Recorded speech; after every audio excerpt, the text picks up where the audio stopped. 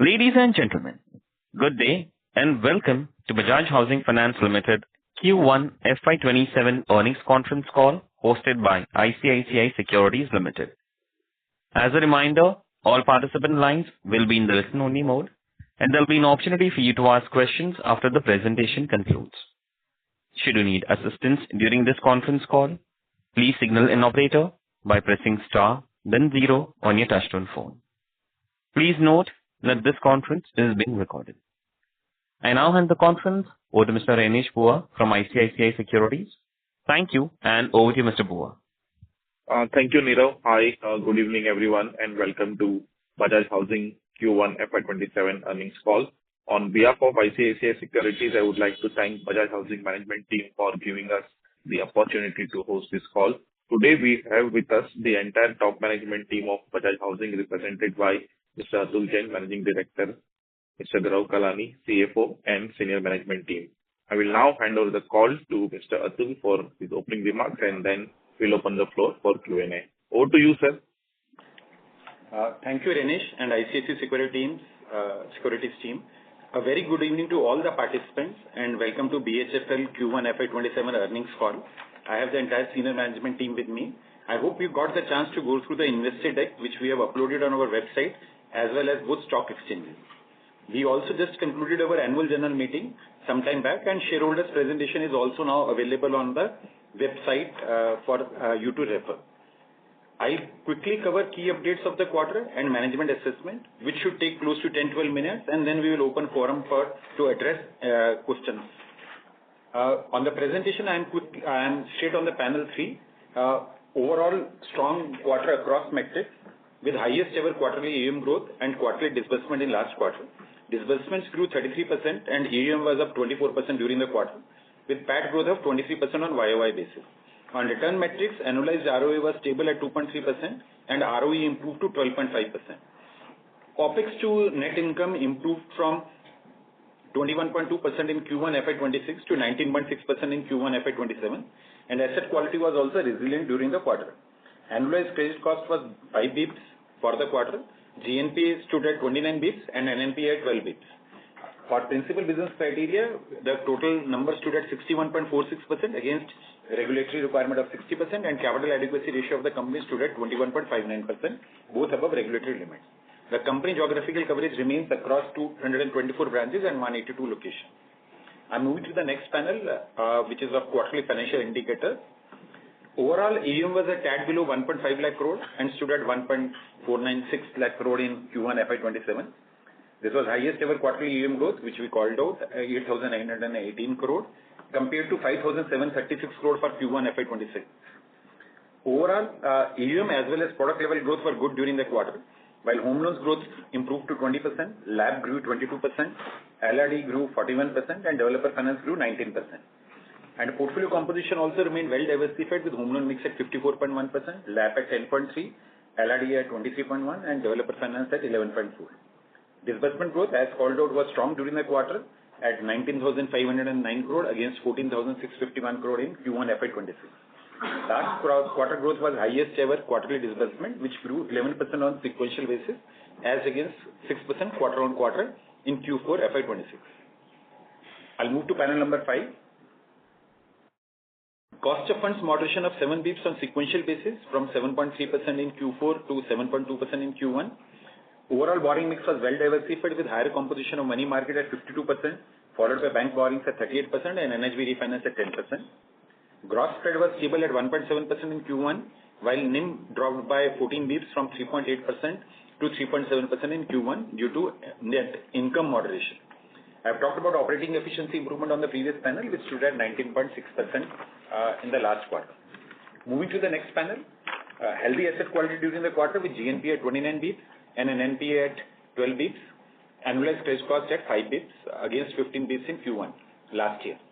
Profitability, PAT grew 23% YOY from 583 crore to 715 crore. Annualized ROA is stable at 2.3% and ROE improved to 12.5% compared to 11.6% in Q1 FY26. I'll now go straight to panel number 17, which is a new panel. We have added this new panel in the deck to share an update on few AI initiatives which has been deployed by the company to improve internal controllership and efficiencies on one side and customer experience on the other. We are largely a tech-enabled company and continue to deploy multiple digital initiatives for seamless mortgage entry for our customers, which are being further enhanced through AI initiatives with core focus on improving customer experience, delivering seamless process, and most importantly, improving controllership. We are implementing these initiatives across the loan life cycle, that is for origination, underwriting and collateral assessment, and then customer service, as well as in our internal customer processes, that is for our employees. Some of the major initiatives are voice agent for lead generation, credit personal discussion, call intelligence, collateral assessment intelligence, and geoanalytics, AI customer assist platform, training platform, and AI interview agent for frontline hiring. Now, all this should improve conversion, evidence-based underwriting, reduce collateral risk, and provide round-the-clock self-service support and enhance capability building for the company. I'll move to panel number 22, which is the quarterly performance financial metric. A majority of the metrics have been covered earlier in the first panel. Other metrics like net total income grew 16% to 1175 crore in Q1, and profit before tax increased by 23% from 757 crore to 929 crore. Moving to panel 24, portfolio yield stood at 8.9% in Q1 FY27, while cost of funds was 7.2% in Q1 FY27. Overall, gross spread was flat at 1.7%. Other metrics have been covered on the previous panel. I'll move to the next panel, which is on the treasury side. Well-diversified borrowing mix across instruments with relationship backed by 18 banks. NCD mix improved on sequential basis by 2.6%. In ICD by 10 basis with offsetting moderation in bank borrowings to the extent of 2.5% and NHB refinance by 20 basis. I'll move to panel number 30. Portfolio mix remains well diversified with sequential movement of LRD increased by 70 basis, offsetting reduction of 50 basis in LAP and 10 basis in DF. Home loans remain by and large sequentially stable. Move to panel 32. Now this is a update on the Sambhav housing. From last quarter onward, we have started updating the analyst call on the Sambhav housing. Business continued to progress well on the quarterly basis. For Q1, our monthly disbursement run rate was close to 450 to 465 crore. This was 410 to 425 crore in Q4, which traditionally Q4 is better for the industry. So we sequentially also this has grown from 410 to 425 crore on average to 450 to 465 crore. Average ticket size remains stable. Around 65% of the customers in this segment also continue to have gross score of greater than 750. Business is operational now at 73 urban locations and 72 rural locations. Salaried mix was stable at 68% in the last quarter, and business is on track to achieve our disbursement target of 600 crore plus in the next 9 months, because that's what we called out during last quarter, saying that in next 12 months our target is to cross 600 crore, so that remains on track. Moving to panel number 37. Stage 1 assets improved by 2 basis sequentially from 99.37% in Q4 last year to 99.39 in Q1. Stage 2 assets also improved from 0.36 in Q4 to 0.32. Stage 3 had, from a sequential basis, moved up by 2 basis from 27 basis to 29 basis. Provisioning coverage ratio for stage 3 stood at 58.5% during Q1 FY27, largely stable over last 3-4 quarters. I'll move to the next panel.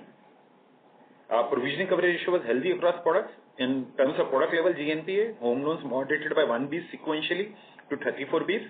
LAP inched up from 46 basis to 62 basis in Q1 due to movement of 1 week account, excluding which the asset quality continued to be fine. Historically as well, LAP GNPA remained in corridor of 50 to 70 basis, with Q4 being an exception. DF GNPA stood at 12 basis due to movement of one account from stage 2 to stage 3, where necessary resolution efforts are being undertaken. Overall, NNPA inched up by 1 basis sequentially to 12 basis. Now I'll go straight to panel number 41, which is a management assessment now for the current financial year. From last year, we had been sharing the management assessment for the year along with the Q1 results. That's where we are sharing the assessment. Cascade, we have seen various geopolitical factors which have played during last 3-4 months, and also a bit of a macro outlook which has been uncertain due to the various geopolitical factors. Inflation impact is yet to be assessed, and volatile borrowing cost movement had been there in the money market in the Q1. Now, given home loan industry grew by 9.4% in FY26, assuming that the growth rate remains in the corridor of a 9 to 10% or a 10.5%, 9 to 10, 10.5% for home loan industry, that is where we are projecting the FY27 assessment also in the range of what we did the last year. While in the Q1, there has been some moderation in the BT out pressure in the home loan side, but we are right now cautiously watching that, whether it is a trend or we estimated it to go down from Q1 27. As of now in Q1, it is moderated a bit from Q4, but we'll watch for one more quarter for us to see that it is a trend which can then result into a higher EVM growth. Now, considering stable interest rate regime, which limits upward repricing opportunity because there is a stable interest rate regime. Now, the old portfolio which is going out is a higher IRR portfolio, while the new portfolio which is coming in because of a competitive intensity remains the same in the way it was in Q4 and the pricing, there is a little pricing movement in the acquisition side. The NIM is expected to moderate by 20-25 bps during FY27 from what it was in FY26. Operating efficiency shall continue to improve. We are estimating it to be 19 to 20%, which is broadly in line with what we achieved as the end of the quarter, but we will expect a bit of a movement in the positive side. No deterioration seen in the credit behavior across our products, and hence asset quality is expected to remain healthy with GNPA of 30-35 bps and credit cost of 10 to 15 bps.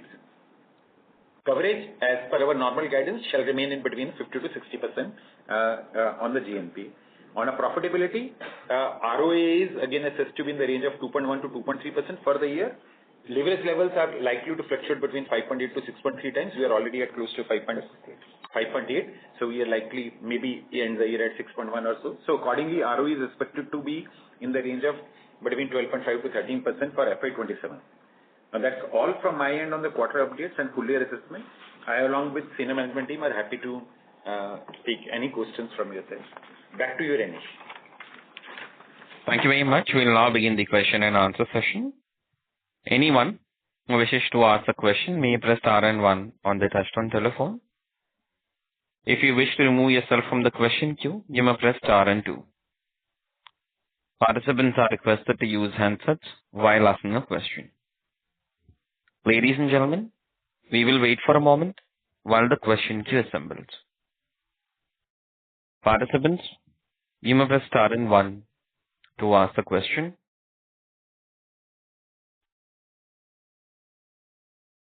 The first question is from the line of Abhijit Tibrewal from Motilal Oswal. Please go ahead. Yeah, good evening, sir, and thank you for taking my question. So the first question is around this NIM guidance that we put out for FY27. We have said that we expect NIM to moderate by 20 to 25 basis points.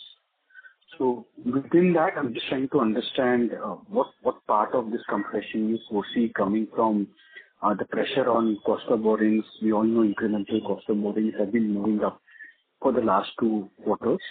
So some color around, has there been some respite over the last 1.5 months on that front? And the other thing is, I'm just referring to panel 41, where you said that there are limited upward repricing opportunities within the stable interest rate regime. But I think, correct me if I'm wrong, but what is also true is that MCLR of banks have gone up by 5-10 basis points. We've heard that PLR of NHB has also gone up, and NCD borrowings themselves have actually been coming in at higher cost. So is there a case for increasing the PLR from here, or what we have shared in the past, large HFCs like us have to remain price takers given that banks are the price setters? So just trying to put this puzzle together, if you could help us all understand. Thanks, Abhijit. So Abhijit, your first question was on the NIM moderation 20-25 basis, what we are calling out, largely coming from the yield part, because like I called out, what happens, both the answers, the second question, what you had said, limited upward pricing and the yield, because in the stable interest rate regime, which we are expecting now, stable interest rate regime, I am talking from the point of view of the pricing in the market, acquisition pricing in the market, which is by and large stable now for quite some time at the range what it is there in the prime housing space. Now in the stable interest regime, whatever book is attriting, that book attracts at largely a historical book, which is at a higher yield than what the book is coming. So a natural process in the stable regime is that your book, what gets replaced, is of a lower acquisition IRR than the portfolio until unless you change the mix dramatically.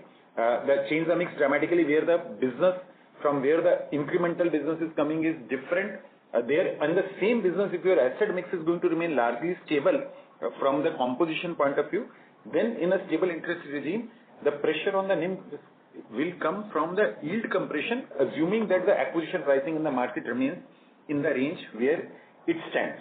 That's on your question one. On the question second, on the upward pricing policy, we are rightfully called out. It is, we are in a, by banks might have increased MCLR and NCD borrowings in the market are priced higher, specifically post, from Q4 onward, Q4, Q1 largely were in the same range. Q4 was because of a liquidity and Q1 from the macro instability due to geopolitical factor. But the pricing opportunities in terms of a market acquisition are linked to the market players' pricing, which you have rightfully called out. We have not seen any trend for large-scale acquisition pricing upward movement, that's why we are not factoring in. So that's where we say the limited opportunities. To an extent, whatever opportunities are coming is because of a balance mix. Like we had called out today, we are 84-16 in our mix within home loan of a prime to Sambhav. By the time we exit the year, we'll be 80-20. Now, there will be a uptick in the yield or the pricing in because of a change of a mix. But if we remain the same mix, then but that opportunity is limited because prime is much larger in size compared to the Sambhav housing. Have I answered your question, Abhijit? Or? Yes, sir. That answers my question. Second question I had is, this quarter we are seeing a lot of these large HFCs, including some of the smaller affordable HFCs, moving to encashment basis of checks. Or so just trying to understand. You'll recall almost 2 years back, the regulator NHB had said that we should all move to check handover. So here, I mean, how do we recognize disbursements, AUM, and interest income? And the related question here. Sir, yes, sir. Yes, sir. For last 6 years, we had always been on encashment while regulator gave the guidance 2 years back. Our whatever numbers are reported had always been reported, even when we were an unlisted company long back, is always on encashment. We start charging interest only on encashment from last 6 years. There is no check handover interest start principle in BHFL since 6 years. Got it, sir. That explains. Thank you. And lastly, sir, on NHB, we keep hearing that there's a lot of reviews that keep happening, lot of thematic audits as well, like how do you compute the PLR and things like that. So again, regulator is the regulator, we understand. But just trying to understand, are things there okay, or as you recall, maybe 2-3 years back, there was a lot of overbearing that came from the central bank, especially in the NBFC sector. Are we looking at something like that in the housing finance space now, or are things the usual what they have been? Abhijit, our stance has been slightly different since earlier as well, even if you call the earlier. Since we always believe regulators are there to improve the market or set right any, let us say, any imperfections or any pattern what they see which is not in rightful interest of a long-term development of the market or in the customer interest. Now, there are certain practices on which we or any other company can get impacted, but from the spirit of regulators, whether earlier when what you are calling out or now, we don't disagree with the regulator's spirit in terms of driving the practices what they want to drive. So there is no, I would not call it in any way impactful to the company. Rather, it will help the sector in the long run to grow in a more resilient manner and a more better manner. So we don't see any impact of this, and I think overbearing is probably what is probably a harsher word. I don't know. At least to the best of our understanding, we have not experienced it. Got it. And so last question from my side. This quarter, obviously, credit costs are coming much lower. I think 5 basis points. So are there any one-offs there? Because I see for the full year, we're still guiding for 10 to 15. Yeah. So this quarter, we had done an assignment out of close to 2,300 odd crore. That is what the difference in AUM you look at. So that's why the stage 1 provisioning is lower and which results into credit cost being lower. Second part also is there in the quarter 4 of last year, we had enhanced significantly our stage 2 asset coverage because of uncertainty due to macroeconomic factors in the Gulf War, where we have not seen any impact now, so we have not done that similar acceleration. So there are two one-timers. One one-timer was in quarter 4 of last year when we did an acceleration. Second one-timer, what you can call out, is a much larger assignment out, which results into your release of your stage 1 provisioning to that extent. So that's why for the year, we are still guiding at 10-15 bps, which is the normal range for DHFL credit cost to be there. This is a one-off, you can take it as a 5 bps. Got it. So that explains. So thank you so much for answering all my questions, and I wish you and your team well. Thank you, Abhijit. Thank you very much. Participants, you may press star and 1 to ask the question. Next question is from the line of Gaurav Khandelwal from JP Morgan. Please go ahead. Hi, good evening. Thanks for taking my questions. I've got two questions. One, when I look at the yields this quarter, so loan yields have been flat, cost of fund has been down 7 odd basis points. But how come is margin declining by 13-14 basis points while spreads are also flat? So can you just help me understand the mathematics behind all of these? Yeah. So thanks, Gaurav. So another Gaurav will explain you, Gaurav, on this. So spreads are largely flat because the spreads are basically computed basis portfolio yields and cost of funds.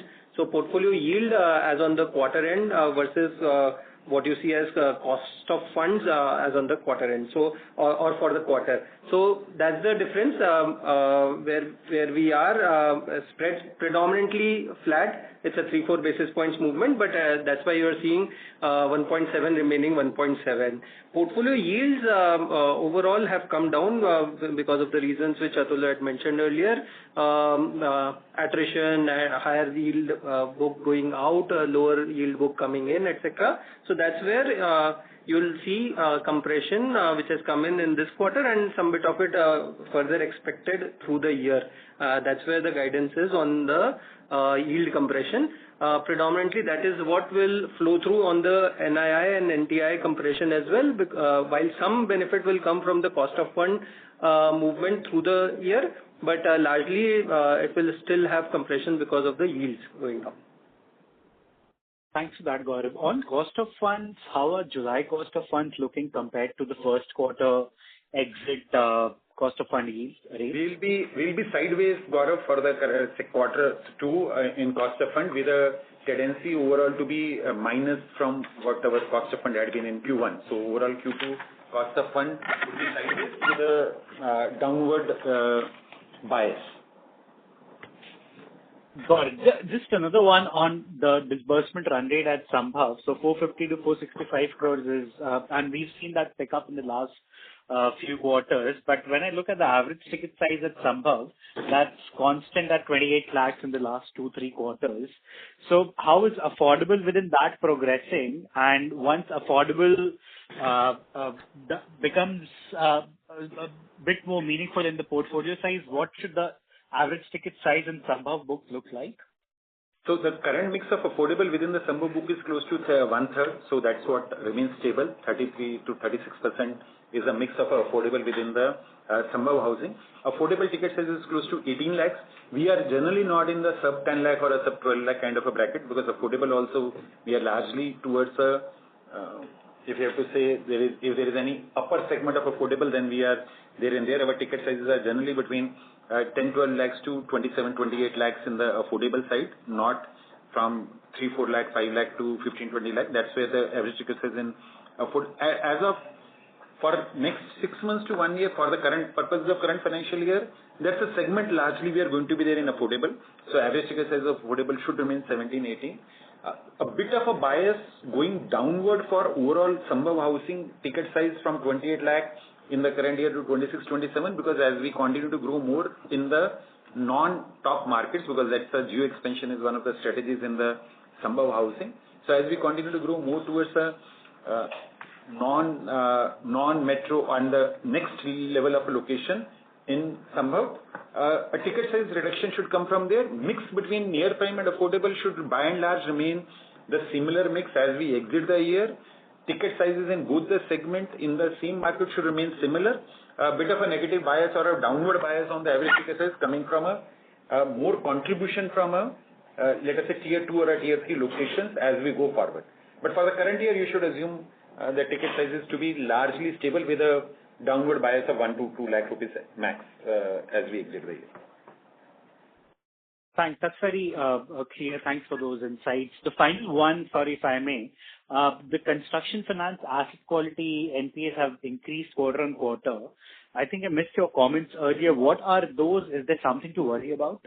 No, this is only one account, Gaurav. This was a stage 2 account in the last quarter, which has moved to stage 3. The teams are working to resolve that account. There is only one account.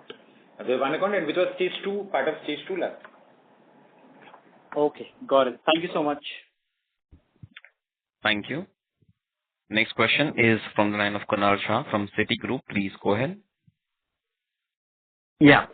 So a couple of questions. Firstly, with respect to the guidance on spread. So we are seeing it 20-25 bits decline in terms of the margins from say the FY26 levels. So FY26 was 3.9. We are already at 3.7. So from current level, I don't think we are looking at much of a pressure through the year. Maybe it's hardly stable to 5 odd basis points. Is that correct? Yeah. So from 25 bips, 20-25 bips when we are saying, we are calling out from the last year. In the first quarter, there is a 14 bips decline. So you can say 6 to 10 bips of a further decline, what we may envisage in Q2 and Q3. Yeah, because average for last year is still 3.9. Yeah, so maybe then not much in terms of the spread compression from the current level. Yes. Less than 10 odd basis points. Yes. Yeah. And the second question is, we have seen movement happening from stage 2 to stage 3, both in LAP as well as developer finance.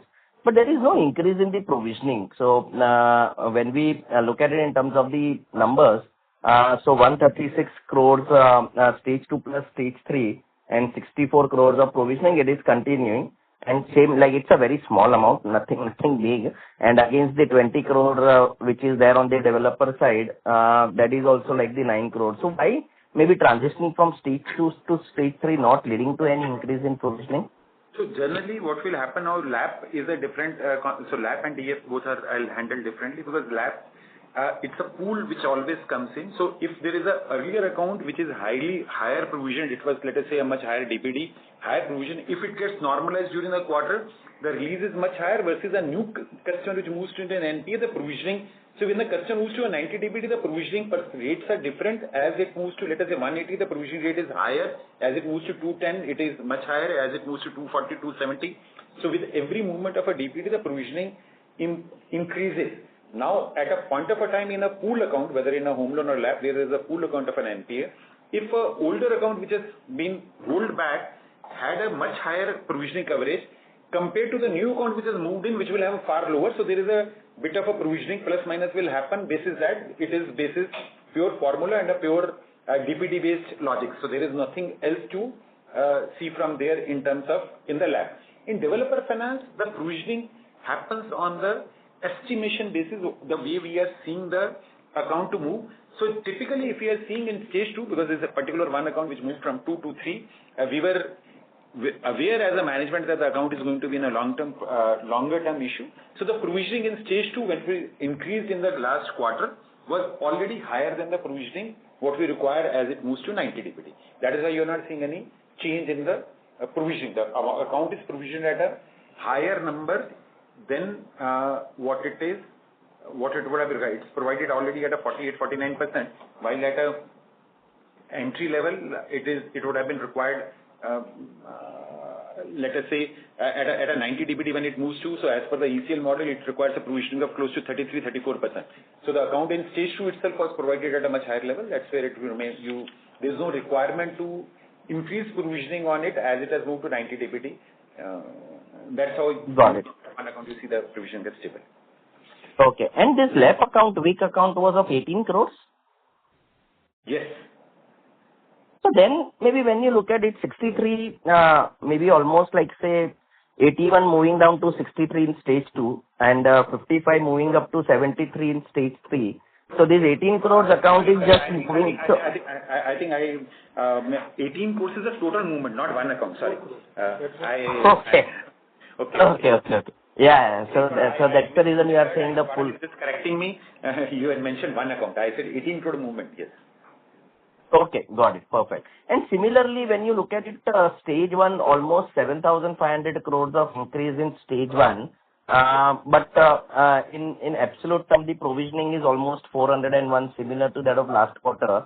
You indicated assignment, but assignment led to almost a similar kind of a release, which would have required maybe 32 basis on the 7,500 crores incremental pull in stage 1. It would have the release on account of assignment would be close to 20 to 22 crores, which would not have required a provisioning. 13 to 14 crores. Gaurav is correcting me. 13 to 14 crores is a lesser provision required. See, the provisioning, Kunal, moves basis the type of a customer you have brought in, the rating of the customer, or the type of assets what you have assigned out. Now, if the asset assigned out is of a higher rated customer, there is a ECL provisioning is different for each account basis because ECL is a model based, rating based pool. So there will be too many pluses and minuses. You will not be able to do a simple mathematics of a calculation. Simple mathematics. No, absolutely agree. The only question was like say if 7,500 crores is the net increase. On that, even if we do like 30 odd, so there would have been almost like 26, 27 odd crores of provisioning and release was 13, 14. So the only thing was the credit cost is much, much lower. In fact, would we have provided maybe slightly higher and improved the coverage across the buckets? Yeah. So, no, sir. Kunal, I'm not able to fully... So you are saying that 26 crore instead of that, we could have used this to do more provisioning coverage? That's what you are suggesting? Or, No, sorry. I was just saying 7,500 crores is the net increase in stage 1 assets from 1,23,000 crores to 1,31,000. On that, normally our coverage is 32 basis points. Okay, so that would have called for at least 25 crores, 23 to 25 crores of provisioning. And our provisioning is remaining same at 401 to 401. Okay. I understood your process. So, Kunal, what happens is each year in the January board meeting, there's a ECL model recalibration which happens, and which is the approval is done through and which is validated by statutory auditors and then the external auditor. So, given the credit performance has been stronger in last 2 years, the ECL rates in the last year when we revalidated the model have gone down on stage 1 because stage 1 provisioning is what provides for your next 12 months delinquency. All our portfolios have been behaving immaculately, so there has been a downward movement in the rate applicable on most of our portfolios in the recalibration of the model, what we did in January to March. So that's why you are seeing that. And second part, within that also, when you look at a 7,500 crore, which I was seeing there are moving pieces. So let us say in lease rental discounting, you onboard a AAA customer, the general provisioning requirement there is very different than you onboard as a local developer. So there is also there is another moving piece. If I have to complicate your life more, we have disbursed 19,000 crore plus. AUM growth is 8,900 crore. Now 11,000 crore attrition, what has happened? What was the category of that customer attriting? The provisioning on that could have been very different versus a new customer which is coming in. Because ECL model on a new customer coming in varies the provisioning from a bureau point of view also. So if you acquire more customers with 770 or 780 plus kind of a bureau score, your ECL model throws up a much lower provisioning at that versus what has gone out. So there are multiple moving pieces, Kunal. There's got it. Pool-to-pool computation calculation. That's what only Yeah, got it. Perfect. And if I can quiz one more question. Yeah, so just on OPEX to NTI, still maintaining at 19 to 20 odd % with this kind of a growth rate. I understand there is maybe the incremental investments which are happening on near prime and affordable. But still, wouldn't that improve a bit and get towards the range of our medium-term guidance? Now, so nothing visible during this fiscal in terms of the improvement of OPEX to NTI or operating leverage? So, Kunal, it would be sideways because there are two parts to the OPEX to NIM equation. What are the growth in the NIM? If you are calling out for the moderation of a NIM, that means that also impacts the equation. Second side is what we continue to make investments. So it will be a downward from the last year, but largely we are assuming it to be sideways from the last year because we are assuming a margin compression and a NIM downward. So NIM downward itself creates while if you are more efficient also at the same, but with a NIM compression means that your OPEX to NIM income looks the same, while if you are more efficient.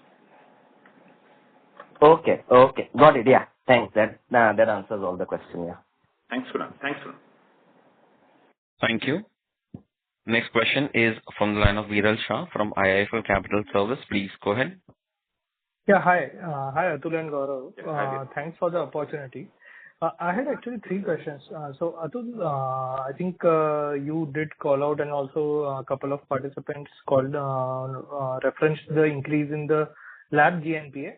I'm not focusing more on the provisioning part, but is there anything specific with regards to, say, the cohorts of the 18 crore pool that you mentioned, say, whether geography or the customer profile that wherein we are seeing some stress? The reason why I'm asking is that one of the NBFC couple of weeks back called out some stress in the salaried tech employee kind of sub-segment in Bangalore. So is there any connotation to that? No. So, Viral, if I take you to last 7 quarters lab GNPAs, and you will be able to refer them. Q3 FY25 lab GNPA was 0.76%. Q4 it was 0.65. Q1 FY26 it was 0.62. Q2 it was 0.59. Then it came down to 0.52 and 0.46. It has gone back to 0.62. So year on year or the previous years, GNPAs on lab book had always remained because it's a bit of it is a customer segment which comes under a cyclical. There we are not in affordable lab. We are largely in a prime lab or a higher ticket lab. That is where when you look at even 7 quarter or even if I go because 7 quarter number is there right in front of me. But if I go back as well, it has always been in a corridor of 50, 60, 65, 70 bits. There is no exception or nothing to call out in terms of any segment or any geography outcome what we are looking at. Got it. No, that's helpful, Atul. 2 other questions that I had was basically on the cost of fund, Gaurav. If you can basically highlight what led to this 7 bits kind of an improvement on a sequential basis. Was that predominantly the hedged book which was there, or is there anything else over here? So one part of the hedged book, Viral. Second part is the natural repayment of older higher cost borrowings because there is a maturity cycle which happens of older higher cost borrowings as well, and there was some reset of the old borrowings at a lower price which has happened, which has at an incremental which has helped us to reduce our incremental cost compared to existing borrowing, and that's what has resulted into overall cost reduction. And what we are calling out also basis the trend what we are seeing and the number what we are projecting in the quarter 2 also we are looking at it as sideways with a bit of a downward revision from here on as well. Got it. But and then 1, 2, 3. One is the hedging. Second is the repayment of older higher borrowings, higher cost borrowings is a natural process of attrition. What happens as the books matures. Third is reset of some of the old borrowings which were at a bit higher price, which has come to lower. Got it, Atul. And the last, basically, again, just double clicking on this piece. On the margin front and the guidance, I understand that incrementally you are guiding for only, say, another 5 or 7 bits kind of a margin compression.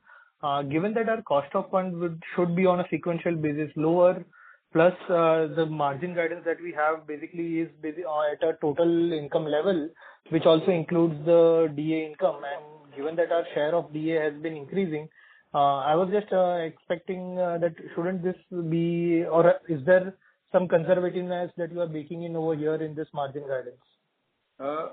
No, Viral. I think we are estimating it in. I'll not say conservative. We are cautious in estimation. I'll not say conservative. Basis our estimation, it should result into 25 bits with even a cost of fund downward because the yield computation in terms of because we are able to see every month what is going out at what yield and what is coming in at what yield. So that's where we are doing a mathematical projection. We are not neither being aggressive in assumption nor being conservative in calculation. Got it. That helps a lot. Thank you, Atul, and all the very best.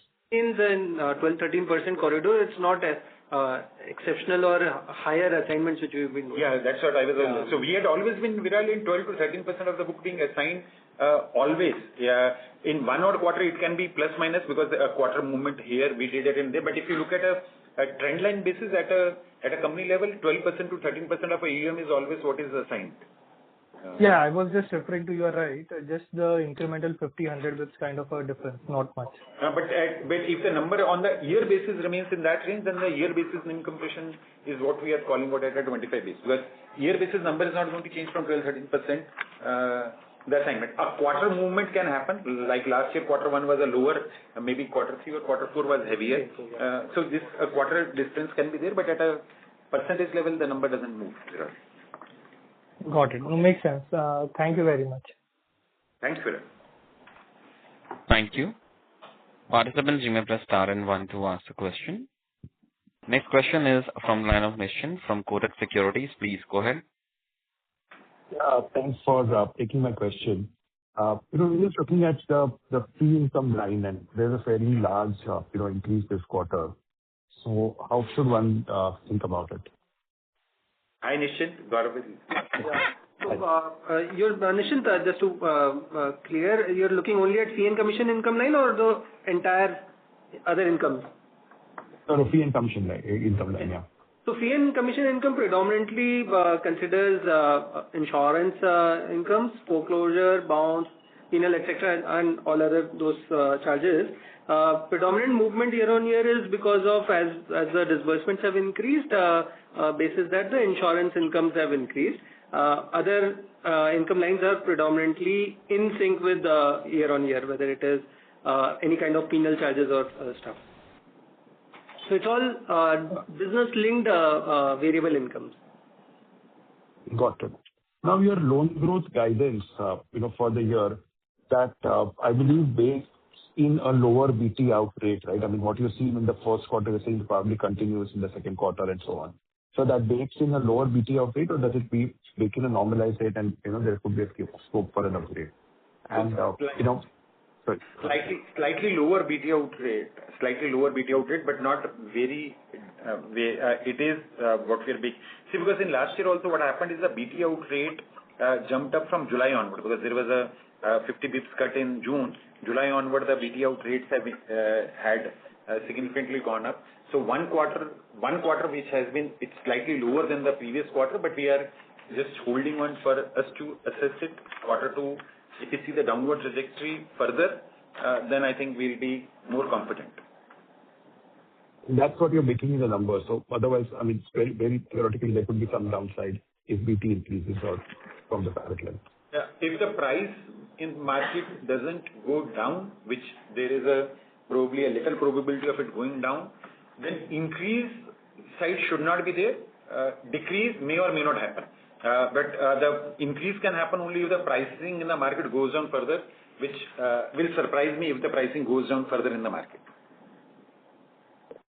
Fair enough. And just a little bit on the market itself, in terms of demand dynamics, you alluded to the fact that the industry has grown at some 9.5% last year. So, where do you see the overall demand? Do you really see this going in double digits or mid-teen levels? And, how is the scenario like? So, Nischint, overall demand dynamics is slightly, I'll say, slightly muted versus what previously we used to see.